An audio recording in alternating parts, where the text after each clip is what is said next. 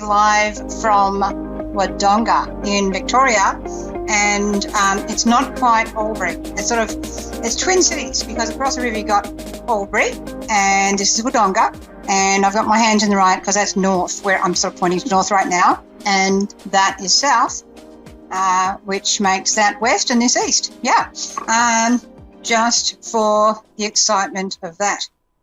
Now, so what I'm going to do is I'm going to take some calls. So welcome to do any calling in and get some readings. I'm just trying to get myself lined up here with having a look at the live bit, but it's sort of gone somewhere. This is exciting. Don't I look really prepared today?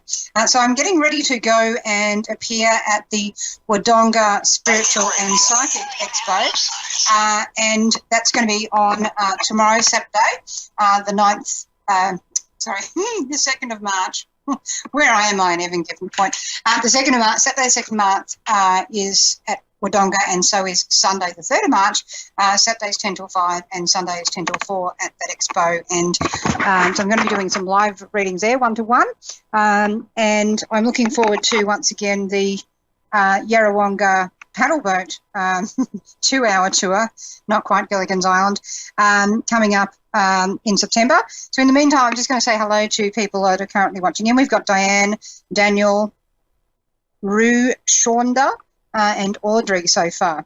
Is this live or am I behind again? What happens is I tend to see the little, chat screen things a tiny bit after you. So sometimes you'll be typing stuff on the show and I'll be busy in the middle of, talking and doing a reading, and so I might not see what you're putting up on the chat screen. That can happen with all of the different psychics. So we really are live, but there can be a little bit of a delay there, and there's a lot going on, and we've got a fabulous producer that's sent me a little message right now. There's a lot of different avenues through which you can watch us on A1R Psychic Radio, and every night that we're on, we've got different psychics each half hour thereabouts. I think the good Reverend, he has about an hour show from memory, but I'm going to be taking calls today and doing some readings as well, so do feel free to make contact. If you're trying to reach me and get in touch, yes, I do. I think someone commented the other day, and thank you, Tonya, who put a message on Soulstar Radio Facebook page for me saying thank you for the reading. I really appreciate your feedback. That was really nice of you, and thank you for validating the reading I gave to you. And she was asking about whether I do private paid readings. I absolutely do. It doesn't matter where in the world you are with a psychic. Most psychics will be able to connect with you, and certainly in my case I will do Skype readings for people, so we can talk face to face, we can see each other. It's just that we can't actually go high five and actually touch, but energetically we can be there in spirit for each other whilst watching each other on video, because that can actually be fun. I also do phone readings, so that doesn't matter where in the world you are, we can sort of find a time zone that sort of fits, and a time of the day or night that fits. So that's actually a possible thing. So there's a lot of psychics that will do that for you. There's also a lot of great local psychics all around the world, and some of them are very well publicised, and you'll find some of us, like myself, will be having a show like this, which is, in my case, my way of giving back.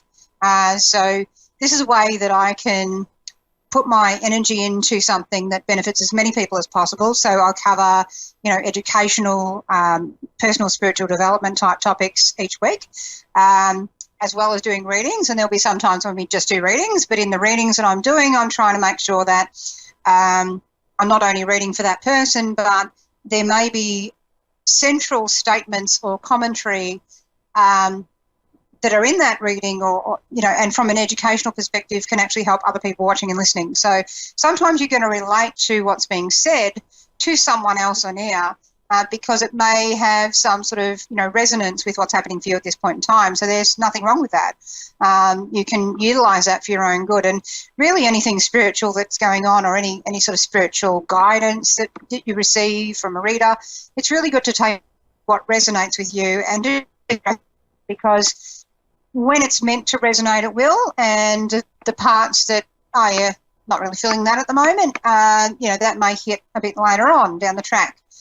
So always sort of make sure that you're listening to yourself first. That's the most important thing. And and then everything else from there is sort of after that, because at the end of the day, you have to listen to your own energy. And Ashley has just joined us as well, or I can just see her, I believe. And so thank you for everyone for joining. But yeah, it's a big journey to be on, the spiritual development path. It's one where there are certain sacrifices you have to make, and that can be habits. It can be certain connections with people that, aren't really helpful for you and them.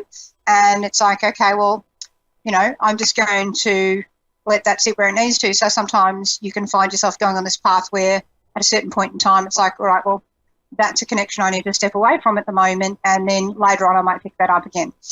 So sometimes for you it can be one of having to let things pass by, or let things sit back and go, all right, well, I'll leave that for now and I'll come back to it later if it is indeed relevant and important to continue on with. And it's also really important to self-reflect, look at how you're impacting others, look at how you may have allowed others to impact you, and really work on things where you may find yourself being a bit triggered. So it's really important to look at, all right, what am I reacting to, and what in that person is annoying me, because if something's annoying you about someone else, it's very possible a blind spot for yourself. So it's really good to use that as self-reflection as well. Like, what is it about them that's annoying me so much that might actually be in me and be a bit of a blind spot, and that I'm not wanting to look at? And that's a really interesting one. And for those who are starting to do readings professionally, it can also be really good to look at, look at that. I've had that many clients in a row with that same issue. Wonder what that's about. Because you can find that there are certain points where there's an astrological energy passing through, transit-wise. Like at the moment, it's kind of interesting how the Sabian symbol, a Chinese laundry, is coming up a lot at the moment. And you look at what's happening with certain testimony being brought to light about money laundering and things like that going on. So it can just be really interesting to look at the patterns and themes of energies that are going on astrologically out there. And at the moment it's about, well, what is truthful for you? If you look at that Chinese laundry sort of aspect, are you being honest with yourself? Are you being honest with others? Are others being honest with you? Is everything up front? But when you look at patterns going on where you get people coming one after the other with the same sort of issue, and you are dealing with it, it can be, okay, well, that's a reflection of what's going on in the mass consciousness at the moment, but there still can be a reflective tool within that. And whilst we don't, look at our clients and go, oh, look, every single one of them is teaching me, and, what does that mean for me? Because that's not always healthy. Sometimes it can be, if it's a repetitive theme where you're getting that same theme over, it's like, oh, hello, need to pay attention. But sometimes it can just be, all right, well, I'm providing the information and the understanding and the education in a way. I'm helping them to see this in a different way. But sometimes, yes, clients can be very educational for yourself.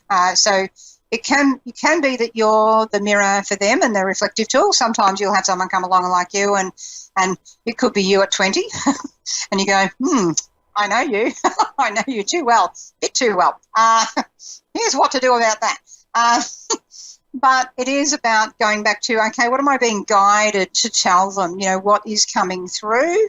Rather than, oh, well, in my experience, this is what life is like, because it's about the message that's there for them, which does not always necessarily make sense to you personally. So it's really important to, have that going as well. So just going to have a look in here. Just going to be 1 second. I'm waiting on that producer of mine. He's off somewhere. Here we go. Okay, so what I sort of want you to really do when you're receiving a reading is take that thing I was saying before of listen to yourself first. That's the most important thing. But that, to wrap up what I was saying about, if you're the reader giving the reading, it's always important to make sure that you're not only reflecting into, all right, well, what was the impact? Sometimes some clients can leave you with a bit of an impact. There can be really heavy session and you're like, well, so knowing how to clear your space is very important, and even creating a safe, nurturing space for them to feel safe in the beginning is very important, because then any energies that need to express by them, can download safely in that environment. And when you've got that environment strong enough being held for them, then what will happen is they'll open right up to you. And so when someone's opening right up to you on that level, of course, you'll have told them things first about them that no one else could know. And so then there's this trust that happens, and it's like, okay, well, now they're going to open up. And I've often been told things, and, a client might say, you're the only person I've ever told that to, or you're the only person besides this one other person in my whole life that I've ever told this particular thing to. And, I've never been able to tell anyone else. And so the idea of being a psychic is not that they start off by telling you those things. It's you're first showing them that you can see them, you can feel them, and you're holding space for them and able to hold that loving space in which they can do their healing. So it's not that I am healing them. I'm creating the space through which they can create healing for themselves. And so their divine self is able to do that. So by creating that safe space, then this is where people have at times felt like, all right, well, I can completely let go now. And so they can break everything down, have that real honesty about their story, and then, build themselves back up again. And people will do that with you when they trust you, and they'll trust you because you're creating a safe space and because you can hold space. And what can happen, in the New Age sort of field, is that people can go, yeah, so I'm going to hold space for you, and we're going to do this and this and this. And then it's like, yep, not feeling it. You will feel that you'll feel that someone is going to hold space for you when you're ready, but also when you've got someone there that can actually do that. A lot of people will say they can hold space, and then 5 minutes later they're gone. And this is why when you're a practitioner, it's really important to be able to hold that space and be able to really sit with them and to do that without judgment. And the really important thing is, no matter what walk of life someone's coming from or even what job they're doing, it's really important to be able to not sit there and judge. And sometimes, people can be very discriminated upon for different reasons, from race to gender to orientation and the work that they're doing. And people are very quick to, if you say what work you do as a psychic, they're very quick to judge you for all sorts of reasons. And there are a lot of other industries people can work in which they feel judged if they talk about what work they do. So it's really important to, if you're working as a psychic, to look at how you can break down your own internal, even unconscious bias towards different types of people, people with different weight, people with, the different cultures to you, and to seek to understand as much the different cultures that you might come into contact with. So, the more that you can work on expanding your, not only tolerance but acceptance, and your compassion for people, the better. And like I found, even there was a period of time I had to spend in a wheelchair, and boy, did I learn how to drive through shopping centres in mobile scooters, the motorised scooters. And I'm like, I had far too much fun. People got afraid, but only bad people. And when I say bad people, you could say, well, that's a judgment, Jacqueline. You're being very naughty there. But when people get into a disabled lift and they say sorry and then step in front of you, or they say sorry and then step on your toe while you've got a walking cane. I think there's something not quite right there. But hence, driving around and terrorising people in a shopping centre, only terrorising people who are terrorising other people, really. But still, the judgment again comes up of, are you then judging because you're bullying the bullies? Probably. So it's another sticking point. So even as I'm talking, you're seeing the different sticking points we can come up against, at which we find a lack of tolerance, and we need to expand our tolerance as we go, so that you're not terrorising people on a motorised scooter going through the shopping centre to remind them that, you know, just because people are in a different situation to you, you need to be even more understanding and maybe step out of the way, you know, not in the way. So the more you can work on that as a psychic and the more you can sort of come to that peace and, you know, really accepting people for where they are and even going through things like being in a wheelchair for a certain amount of time, it develops more empathy and understanding for the difficulties people actually face. I think it would be handy if more people maybe had to spend a week in a wheelchair. You know, if they're not understanding it, not doing that.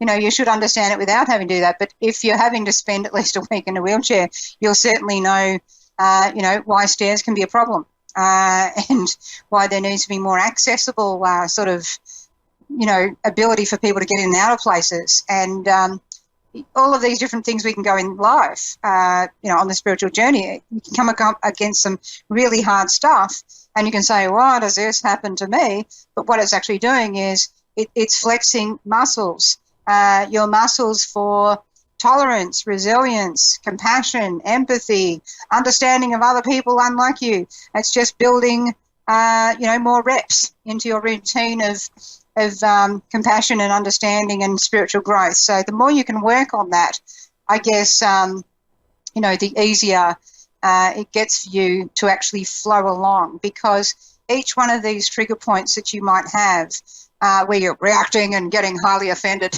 on social media or whatever, you know, it's another chink in the armour. It's another weakness. It's another point at which you're sticking. You're not like Teflon, a non-stick pan. You know, like here comes the egg, holding the pan up, and whoop, off it goes. Whereas if you've got lots of these, you know, intolerances, oh, look, more things to stick to. And this is where people get very offended and start, you know, giving you hell. So the more you can be very gentle, you know, then it's really going to make you non-stick. And then things don't get stuck to you. And someone was asking me about space clearing the other day about how to get rid of the, I'm going to call them ooga boogers, all right? Energies that aren't so positive. And once again, are we judging them? And when we were talking about it, this person was quite fearful in their eyes. They were sort of looking like this. And I sort of went, do you know, that's a lot of fear, honey. And I said, you know what happens when you got fear and you go try and face an energy that's not quite right? NQR. Well, you might, you know, not have a great time. Whereas if you're coming calmly, compassionately, not afraid, kind of in the chill zone, really relaxed and not judging that energy as bad or good, you just, there it is. It's much easier for you to have a conversation with that energy and go, hey, what's up? It's great that you came along to let us know how you're feeling, but you need to be here. And by doing that and having a gentle conversation, because you're not holding fear, there's nothing to stick to you with. And so then it's a lot easier to, you know, have a discussion, we'll call it, and that thing ain't going to stick around. So, you know, it's about not coming from fear, because if we don't come from fear, then it's all good. Now, our phones have been sorted out. We actually have, ooh, love it, Sweetheart. And she is Sweetheart in Rotorua. Oh, no. Hi. Get the glasses on. Hi. Yes, Rotorua, New Zealand. Hello, Sweetheart. How are you? Good, hi. Thank you for calling into the show. We've had some fun with sound and all sorts of things today, but we've got you here now, and I think we're headed into a Mercury retrograde. It's absolutely beautiful to speak to you. You're in Rotorua, New Zealand. I actually go to Whakatane whenever I go to New Zealand. I go to Whakatane first and drive down to Rotorua, so it's lovely to speak with you. Wow. Yeah. Now, did you? If I can get your date of birth, I can start doing a reading for you, darling. Yeah, 10th of July, 1988. Sorry, 17th.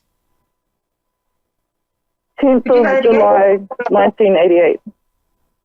Got it.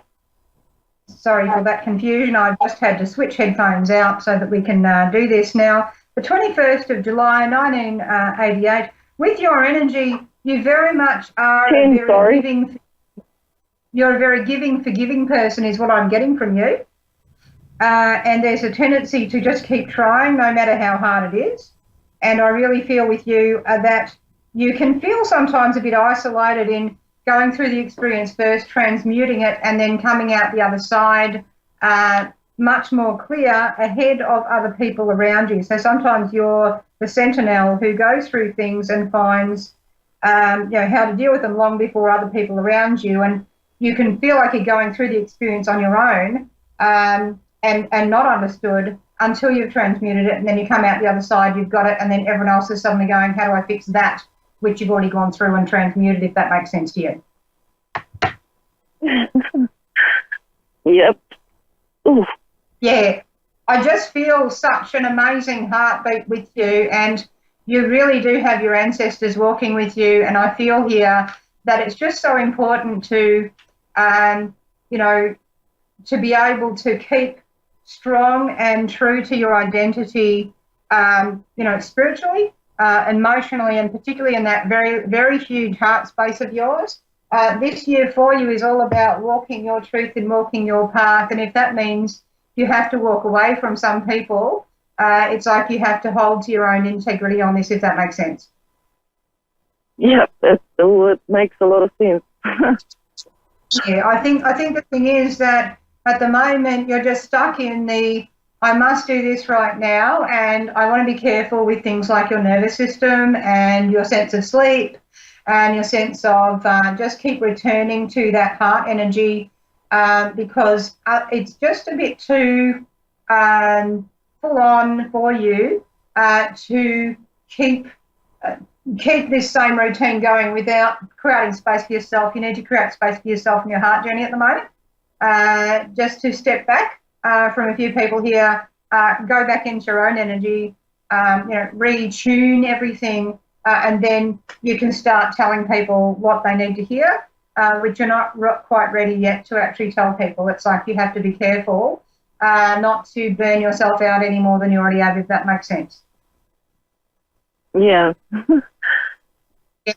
I just feel so much love from Spirit for you, and I think you can feel quite sometimes like you're doing this all on your own right now, and that you're doing all the supporting, having to do all the planning, the organising, all this sort of thing, and it's been quite tiring, and it's just really important not to lose sight of your actual goals and where you're going. But it can just feel really disheartening at the moment, and you're having to keep the faith, but it's in yourself you have to keep that faith, you and the universe, not, someone else's idea of how that should be. It has to be your own connection, your own feeling, and staying true to your heart, which you spent a lot of time worrying about what everyone else wants and needs and likes, and it's like we need to get and keep back to, well, what actually makes you happy. And that's the most important. Yeah. Now, any question you want me to look at for you?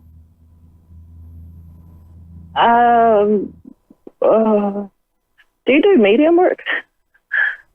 Well, I've got a couple of spirits there. So, yeah, I can go in with that. But as I was saying, you've got your ancestors with you, but I actually feel I've got people closer to you than that are with you as well.